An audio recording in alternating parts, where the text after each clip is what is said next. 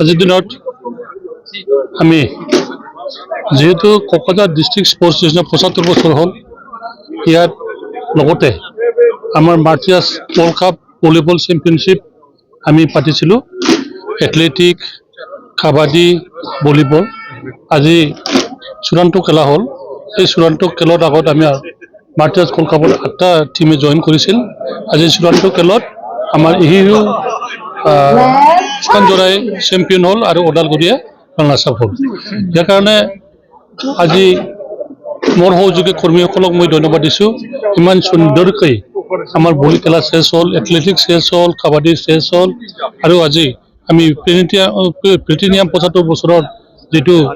আলোচনা আমাৰ ভেটেৰান খেলুৱৈসকলে আহিছিলে তেখেতৰ ফেমিলিবিলাক আহিছিলে ইয়াৰ কাৰণে মই সকলোকে ধন্যবাদ দিছোঁ আশা কৰিছোঁ আমাৰ কেডিচি যিটো আয়োজন কৰে সেই আয়োজনত সকলোৱে পাৰ্টিচিপেট কৰাৰ কাৰণে মই সকলোকে ধন্যবাদ দিছোঁ